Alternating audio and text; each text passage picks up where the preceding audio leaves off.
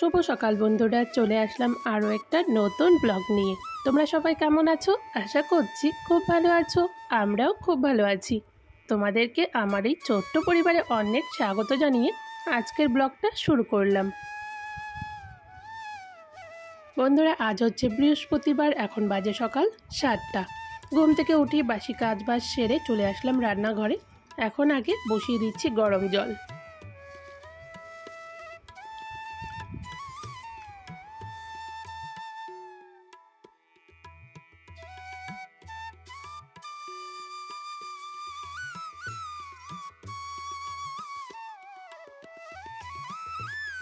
বন্ধুরা, যতই গরম হোক না কেন, আমি কিন্তু প্রত্যেক দিন সকালে কুসুম কুসুম গরম জল খাই। তো তাই দেখো, আমি আগে গরম জলটা খেয়ে নিচ্ছি, আর জানলার ধারে একটু প্রাকৃতিক দৃশ্য দেখছিলাম আর জল খেয়ে নিচ্ছিলাম।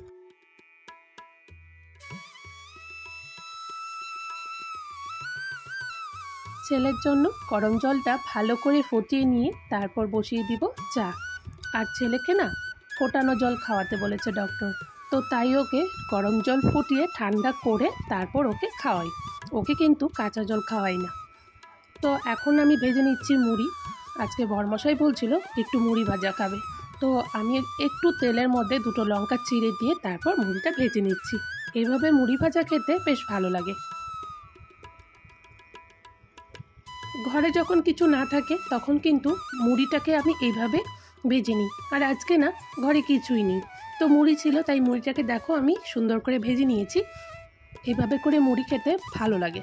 বন্ধুরা, তোমরা চাইলে কিন্তু এইভাবে করে মুড়ি ভেজে খেয়ে দেখতে পারো। আর যারা খেয়েছো তারা তো জানোই এইভাবে মুড়ি খাওয়ার স্বাদটা কতটা।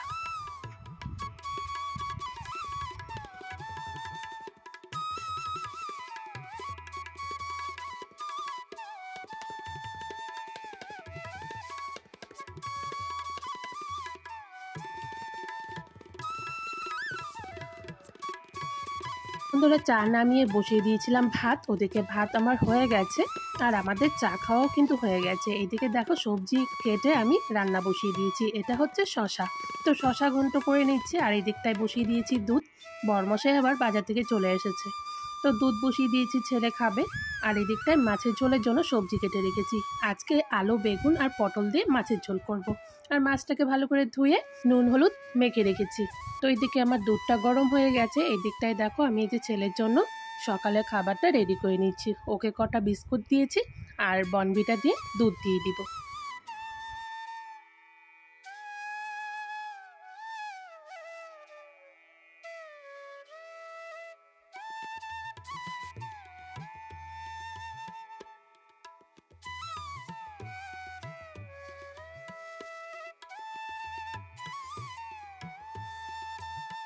ছেলেকে খেতে দিয়ে এসে শশা ঘন্টটা নামিয়ে নিলাম। শশা ঘন্ট কিন্তু হয়ে গেছে। আর এই দিকটা এখন ভেজে নিচ্ছি মাছ।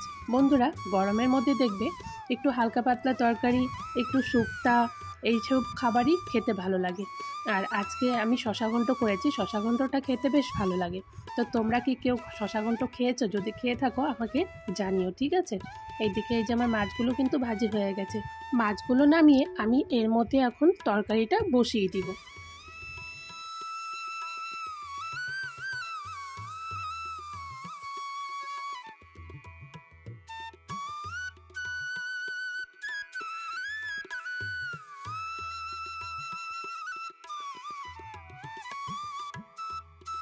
রান্নাটা করে তারপর চলে আসলাম কাপড়গুলো কেচে দিতে। তো আমার কাপড়গুলো কেচে দেওয়া হয়ে গেছে। এখন আমি কাপড়গুলো মেলে দিচ্ছি।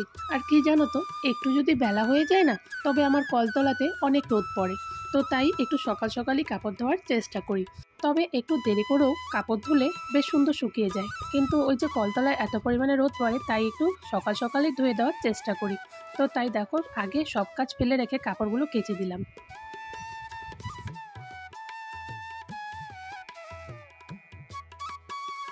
জানো তো বন্ধুরা, আজকে বর্মশাইকে আমি এত করে না বললাম যে আজকে জঙ্গল পরিষ্কার করতে হবে না, কারণ প্রচণ্ড পরিমাণে রোদ দিয়েছে, তোমরা দেখতেই পাচ্ছ। তো এই রোদের মধ্যে মাথায় ছাতা দিয়ে তারপর দেখো জঙ্গল পরিষ্কার করছে। তো আমি বললাম যে আজকে করতে হবে না, অন্য দিন একটু ঠান্ডা ঠান্ডা হলে তারপর তুমি করো। কিন্তু না করেই বা করবে কি বলো, আমাদের বাড়ি ঢোকার রাস্তাটা জঙ্গল দিয়ে একদম ভরে গিয়েছিল। তো তাই দেখো জঙ্গলগুলো পরিষ্কার করে দিচ্ছে, আর আমি কাছে দাঁড়িয়ে থেকে শুধু দেখেই যাচ্ছে আর বলে যাচ্ছি তোমাকে আর করতে হবে না, একটু করেছো হবে, আরেকদিন নয় বাকিটা করে দিও।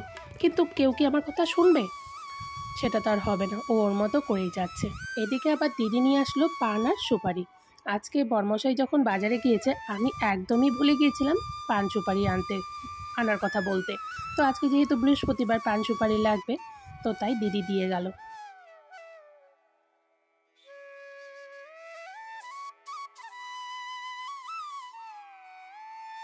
আজ হচ্ছে বৃহস্পতিবার, অনেক কাজ বাকি। আজকে ঠাকুর ঘরে গেলে অনেকটা সময় লেগে যাবে। তারপর এদিকে ছেলে বলছে মা আমাকে একটু পড়াও, বিকেলে পড়া আছে, পড়া দিয়েছে, পড়াগুলো একটু শিখিয়ে দাও। তো তাই বসে পড়লাম ছেলেকে পড়াতে।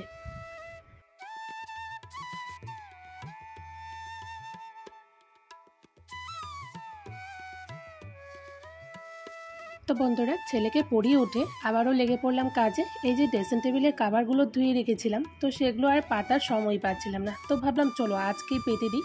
পাতবো করে দুদিন কেটে গেল।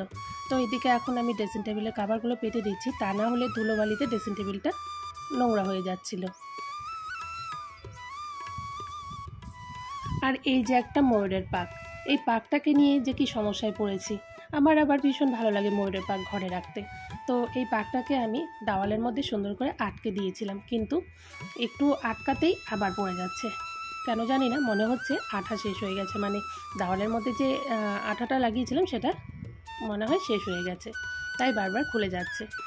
তো এখন চলে আসলাম বাসন ধুতে, বেলা অনেকটাই হয়ে গেছে, বাসনগুলো ধুয়ে আমি উপর করে দিচ্ছি।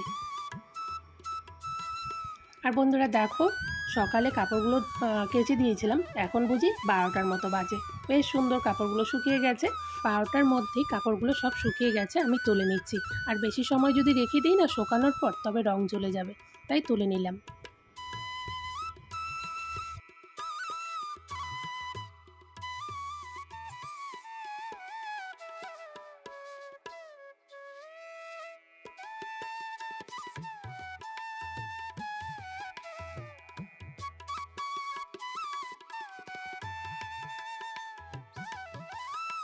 আজ যেহেতু বৃহস্পতিবার, তো চলে আসলাম হঠাৎ দুব্বো গাছ তুলতে।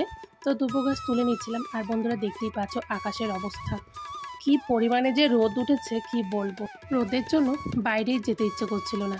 তো দুব্বো ঘাস তো আর বাড়িতে নেই, তো চলে আসলাম আমাদের রাস্তায়, তো এখান থেকেই তুলে নিচ্ছি। মানে আমি যে দুব্বো ঘাস তুলছিলাম না, এতটা পরিমাণে গরম লাগছিল কি বলবো।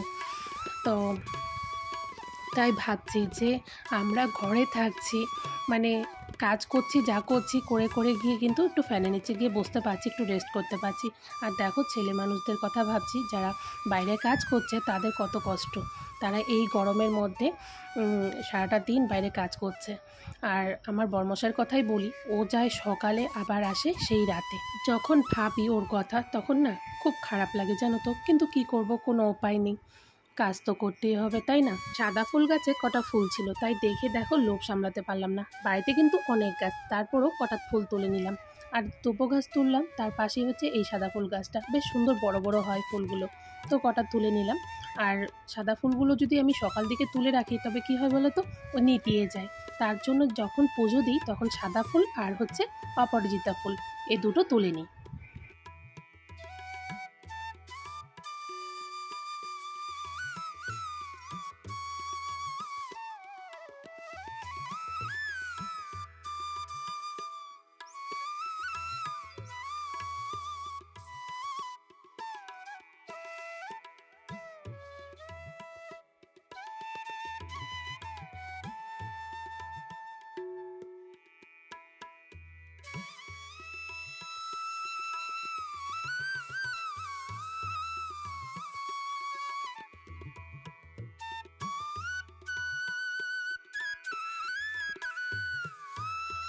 স্নান করে চলে আসলাম ঠাকুর ঘরের সংসারের বাসনপত্র নিয়ে।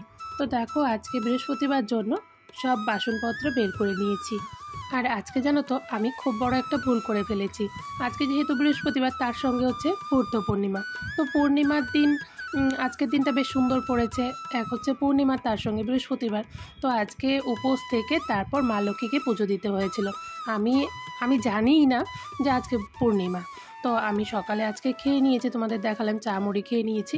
তো আর যেহেতু আমার প্রাণ প্রতিষ্ঠান করা ঠাকুর, তো তার জন্য ঠাকুরমশাই বলেছিল যে কোনো পূর্ণিমা যদি হয় বা বৃহস্পতিবার করে যদি কোনো পূর্ণিমা পড়ে, তবে কিন্তু উপোস থেকে পুজো দিও।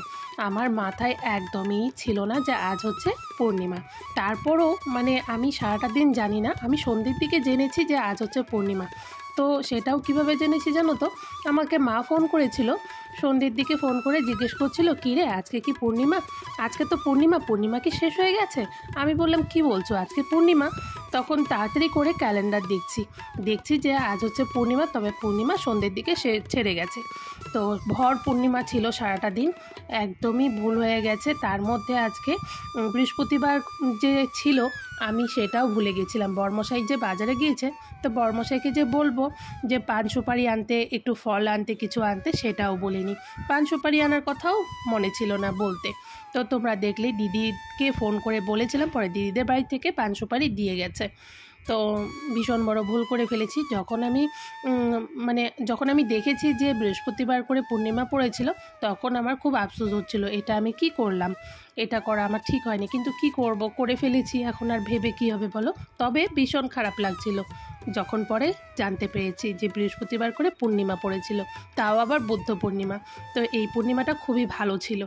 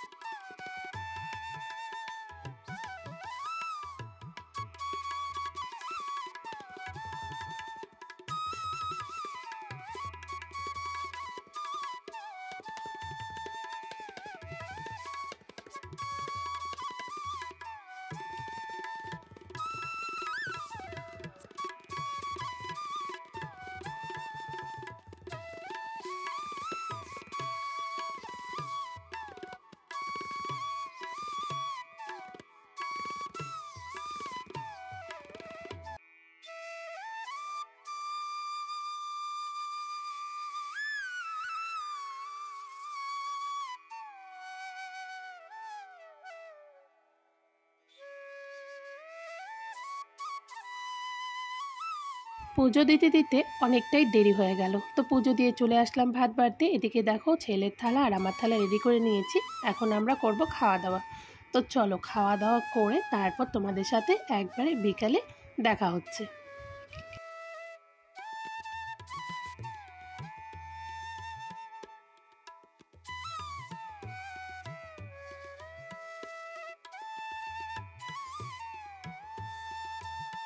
বন্ধুরা, খাওয়া দাওয়া করে ছেলেকে নিয়ে একটু শুয়েছিলাম, ছেলেকে ঘুম পাড়াচ্ছিলাম। ওদিকে আবার শুরু হয়ে গেছে ঝড় বৃষ্টি। তো দেখো কিভাবে মানে হাওয়া দিচ্ছে, একদম সব উল্টে পাল্টে একাকার করে দিচ্ছিল। তো ওদিকে আবার বৃষ্টিও হচ্ছে। তো বেশ ভালোই হয়েছে বৃষ্টিটা হওয়ায়, কারণ আজকে প্রচণ্ড পরিমাণে রোদ ছিল, গরম ছিল। তো বৃষ্টিটা হওয়ায় ওয়েদারটা একটু ঠান্ডা হবে। তো একটু জানালার ধারে বসে একটু বৃষ্টির মজা নিচ্ছিলাম। তবে এই বৃষ্টিটা ভালো লাগছিল না, বলো তো কেন? রোদ ছিল প্রচুর, মানে পুরোই রোদ ছিল, রোদের মধ্যে বৃষ্টি হচ্ছে। ওদিকে দেখতে পাচ্ছ সূর্য মামা কিন্তু গাছের পেছন থেকে উঁকি দিচ্ছে, তাই না? বৃষ্টিটা ভালো লাগছিল না, পুরো রোদ ছিল, ওর মধ্যে হচ্ছিল বৃষ্টি।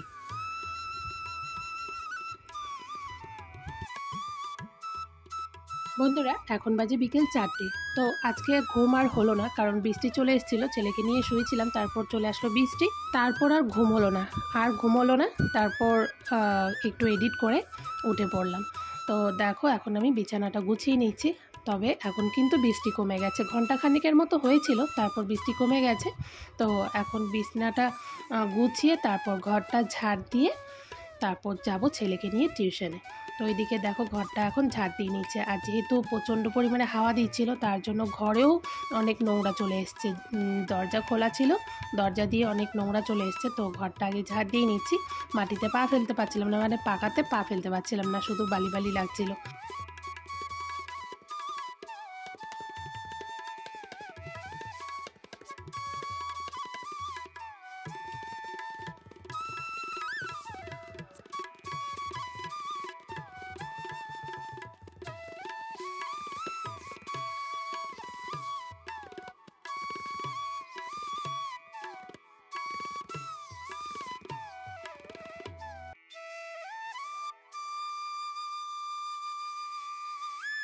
তো বন্ধুরা ছেলেকে খাইয়ে দিয়ে পাঠিয়ে দিলাম পড়তে। দেখো ছেলে চলে যাচ্ছে, আর আজকে আমি আর যাব না, কারণ আমার এডিট কমপ্লিট হয়নি। এডিট করে তারপর আমাকে আপলোডে বসাতে হবে। তো ছেলে একাই চলে যাচ্ছে, আমি একটু রাস্তার কাছে দাঁড়ালাম। তো এখন আমি চলে যাচ্ছি ঘরে, কারণ ছেলেও চলে গেছে। তো চলো আজকের ভিডিওটা এখানেই শেষ করছি, ঠিক আছে? আর বেশি বড় করব না। তোমরা সকলেই সুস্থ থাকবে, ভালো থাকবে। চলে আসবো আরও একটা নতুন ভিডিও নিয়ে। আজকের জন্য এতটুকু।